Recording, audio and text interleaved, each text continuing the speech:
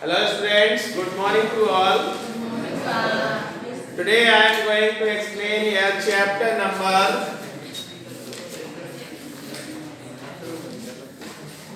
third of physics.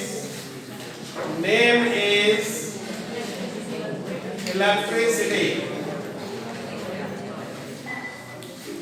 Student, firstly I will start my lecture from the topic electricity.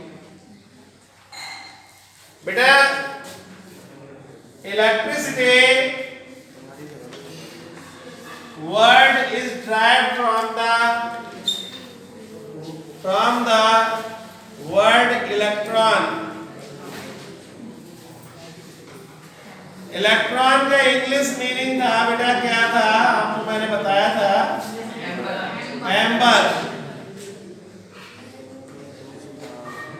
अब question ये है कि amber का electricity से क्या रिलेशन है भाई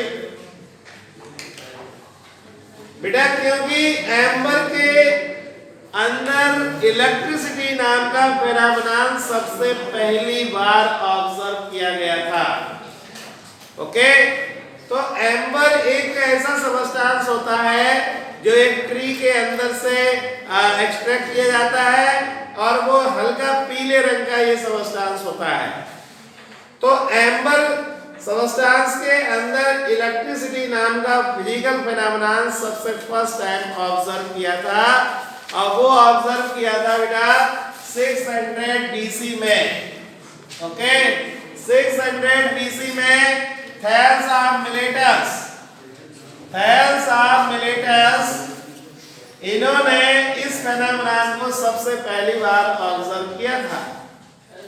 उन्होंने क्या किया बेटा, जब एक बार वो जंगल में अपनी कुछ शीप्स और गोट्स को ग्रेजिंग कराने के लिए ले जा रहे थे, तो उन्होंने उन शीप्स को कंट्रोल करने के लिए एक स्टिक ले ली, और स्टिक जो बनी थी किससे बनी थी बेटा, एम्बर से। किससे बनी थी, एम्बर से। ओके, अब बेटा इसी स्टिक से वो हमेशा क्या करते थे, गोट और शीप को कंट्रोल करने में यूज करते थे। ओके, और बेटा जैसे ही वो शीप को मारने के बाद अपनी स्टिक से वो जैसे ही लटका लेते थे, तुरंत उनके लोअर एंड की तरफ वो देखते थे कि कुछ बिट्स ऑफ ग्रास और पेपर्स वो उससे अटैच हो जाते थे, अट्रैक्ट होते थे। तो उन्हें बार बार वो स्टिक साफ करनी पड़ती थी, और उन्होंने ये चीज कई बार ऑब्जर्व की।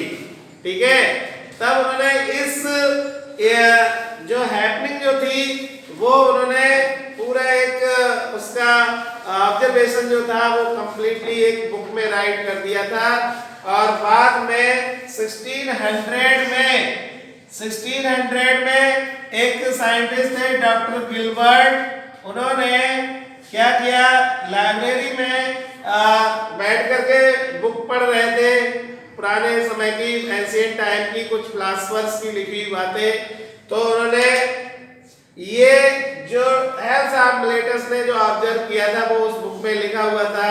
1600 में डॉक्टर गिलबर्ट ने उनकी उस बात को पढ़ा, और पढ़ने के बाद उन्होंने वैसा ही एक्सपेरिमेंट किया जैसे कि थेल्स ऑफ मिलेटस में ने लिखा था। ओके, उन्होंने भी क्या किया, एम्बर से बनी रॉड को या स्टिक को उन्होंने सीप के हेयर से रगड़ा, और रगड़ने के बाद बेटा उन्होंने बिट्स ऑफ पेपर के कांटेक्ट में ले गए, तो पता चला बिट्स ऑफ पेपर भी उससे अट्रैक्ट हो गए। तो अट्रैक्टिंग प्रॉपर्टी जो देखी थी उन्होंने, वो सबसे पहली बार किसमें देखी थी, उन्होंने एम्बर में। किसमें देखी थी, एम्बर में। अब क्वेश्चन है कि इलेक्ट्रिसिटी है क्या आखिर, तो इलेक्ट्रिसिटी बेटा एक फिजिकल फेनोमेनन है। It is a physical phenomenon, okay, in which two bodies rub with each other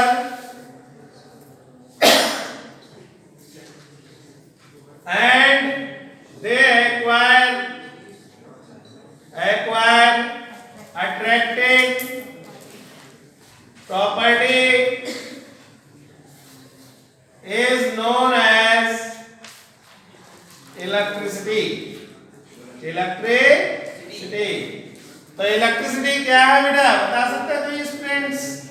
electricity एक फिजिकल फेनोमेनन है जिसमें दो बॉडी को रब कीजिए और फिर एक दूसरे को रब करने के बाद उनके अंदर देखेंगे कि अट्रैक्टिंग प्रॉपर्टी अगर एक्वायर होने का ली है तो समझिए वो फिजिकल फेनोमेनन क्या कहलाएगा, इलेक्ट्रिसिटी।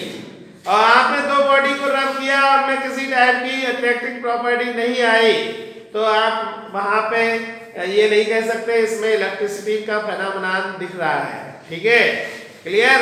जैसे हम एक बैलून ले लें, बैलून और उसमें एयर फिल करने के बाद हम इस बैलून को अपने किससे रब करें, एक वूलन साइड से रगड़िए तो आप देखेंगे ये जो बैलून है इसके पास में जो एक बैलून और लीजिए तो ये जो बैलून जिसको हमने रब किया है वो बेटा इस जो बिना रबिंग किए हुए बैलून को क्या करेगा, अट्रैक्ट करेगा।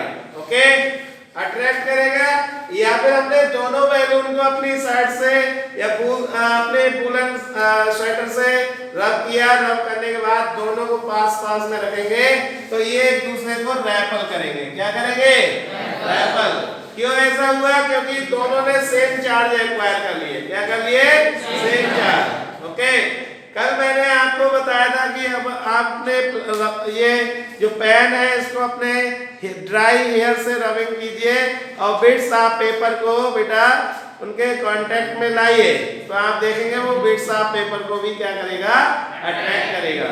तो डॉक्टर गिलबर्ट ने जो थेल्स ऑफ मिलेटस ने जो किया था वैसा ही डॉक्टर गिलबर्ट ने किया और डॉक्टर गिलबर्ट ने देखा वास्तव में ये सही है। फिर उन्होंने कुछ और पेयर लिए, जैसे ग्लास को वूल से रगड़ा और एवोनाइट रॉड को सिल्क से। तो उन्होंने ग्लास और एवोनाइट रॉड में भी वही फीचर देखा जो उन्होंने एम्बर में देखा। ठीक है, फिर इन्होंने इसी का नाम रख दिया इलेक्ट्रिकल अट्रैक्शन। क्या नाम रखा, इलेक्ट्रिकल अट्रैक्शन। ओके, तो जब दो बॉडी को आपस में बेटा रब करते हैं तो उनमें एक अट्रैक्शन आ जाता है, वो एक्वायर कर लेती है अट्रैक्टिंग प्रॉपर्टी। इसी फेनोमेनन को क्या नाम दिया गया था,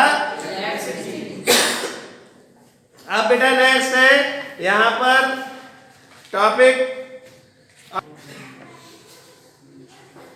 student please look here, I am going to explaining here electric charge. Okay बेटा, इलेक्ट्रिक चार्ज अगर मैं किसी भी स्टूडेंट से यहाँ पे पूछता हूँ या प्रीवियस ईयर में मैंने कुछ स्टूडेंट से इसके बारे में पूछने की कोशिश की तो when I ask them what is electric charge, define it, है तो student always give the answer electric charges are two types, positive charge and negative charge.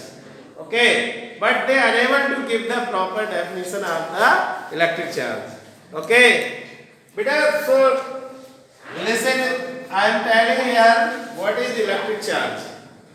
Beta, suppose that it is a body. Okay, इस body पे मान लेते हैं थोड़ी देर के लिए कौन सा चार्ज है, पॉजिटिव चार्ज। ठीक है, ये चार्ज बॉडी है, हम ये मान लेते हैं सपोज दैट ये भी एक चार्ज बॉडी है बेटा दूसरी। ठीक है, इसमें भी चार्ज है। ये दोनों बॉडी ऐसी है जिन पे अपोजिट चार्जेस है, अनलाइक चार्जेस है। ओके, अब ये बॉडी एक दूसरे के से r डिस्टेंस पे रखी हुई है। कितनी डिस्टेंस पे रखी हुई है, r डिस्टेंस पे। ठीक है, अब r डिस्टेंस पे रखी हुई है। अब ये एक दूसरे को अट्रैक्ट कर रही है। क्या कर रहे हैं बेटा, अट्रैक्ट। ओके, क्या कर रहे हैं, अट्रैक्ट कर रहे हैं। ठीक है, तो यहाँ पे जो अट्रैक्शन होगा चार बॉडी के बीच में जो अट्रैक्शन होगा इसका फोर्स का नाम होगा electrostatic force. Okay, electrostatic force. अब बेटा हम क्या कर रहे हैं, यहाँ पे इसी टाइप की दो और बॉडी ले रहे हैं जो चार्ज नहीं है, जो चार्ज नहीं है। ओके, तो इनके बीच में मैंने देखा फोर्स नहीं है, नो फोर्स, नो फोर्स, इनके बीच में कोई फोर्स नहीं ऑब्जर्व किया। ठीक है, ये दोनों बॉडी अनचार्ज है। ओके, यहां पे चार्ज बॉडी है, इनके बीच में कौन सा फोर्स है? अब मुझे बताइए इलेक्ट्रोस्टैटिक फोर्स क्यों है इन दोनों के बीच में, बता सकता है कोई बच्चा? चार्ज। ओके, तो आप यही डेफिनेशन दे सकते हैं कि एक बॉडी की वो प्रॉपर्टी, एक बॉडी के अंदर या मैटर के अंदर वो प्रॉपर्टी जो इलेक्ट्रोस्टैटिक फोर्स, हाँ, जिस मैटर की वो प्रॉपर्टी जिसकी वजह से इलेक्ट्रोस्टैटिक फोर्स होता है, एग्जिस्टेंस में आता है इलेक्ट्रोस्टैटिक फोर्स, तो वो प्रॉपर्टी मैटर की क्या कहलाएगी? Electric charge. तो इलेक्ट्रिक चार्ज क्या है? मैटर की एक फंडामेंटल प्रॉपर्टी है। ओके, जिसकी वजह से कौन सा फोर्स क्रिएट हो जाता है? Electrostatic force. ओके, तो ये डेफिनेशन हो जाएगी। क्लियर बेटा? तो यहाँ पे हम इसे डिफाइन कर सकते हैं, फंडामेंटल या characteristic property, characteristic property of matter which cause the electrostatic force is called electric charge. Beta, in previous year in 9th class I have explained the structure of atom. We come on the point again. Structure of atom. This is the nucleus. और nucleus में proton होते हैं। Proton पे कौन सा charge होता है बेटा? और न्यूट्रॉन पे कौन सा होता है? No charge. अब बेटा टेल मी, ये पूरे न्यूक्लियस का चार्ज कैसा हो जाएगा? Due to presence of proton. ना बेटा, ये इसके चारों तरफ कुछ नेगेटिवली चार्ज पार्टिकल रिवॉल्व करते हैं, these are called the electron. Okay, अब मुझे बताइए इलेक्ट्रॉन और न्यूक्लियस के बीच में कौन सा फोर्स ऑफ अट्रैक्शन होगा? Electrostatic force. ओके, अब मुझे बताइए इलेक्ट्रॉन के चार्ज बॉडी है या नहीं है? क्या प्रोटॉन चार्ज बॉडी है या नहीं है? तो इलेक्ट्रोस्टैटिक फोर्स किसकी वजह से आया है यहाँ पे?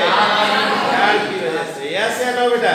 तो ये यहाँ पे ये जो टॉपिक है ये वास्तव में प्रूव कर देता है कि इलेक्ट्रोस्टैटिक फोर्स क्या है। तो अगर आपसे पूछा जाए व्हाट इज इलेक्ट्रोस्टैटिक फोर्स, तो आप बताएंगे a force which is exerted between two charge body, दो चार्ज बॉडी के बीच में जो फोर्स ऑफ अट्रैक्शन एक्सर्ट होगा वही इलेक्ट्रोस्टैटिक फोर्स कहलाएगा। ओके, तो बॉडी चार्ज होगी तभी तो इलेक्ट्रोस्टैटिक फोर्स एक्सर्ट होगा। यस या नो? तो electrostatic force is caused due to electric charges. Okay, तो आप लोग बता सकते हैं इस टाइप से। Now student, electric charge is represented by denoted by Q। किससे रिप्रेजेंट करते हैं? Q से। ओके,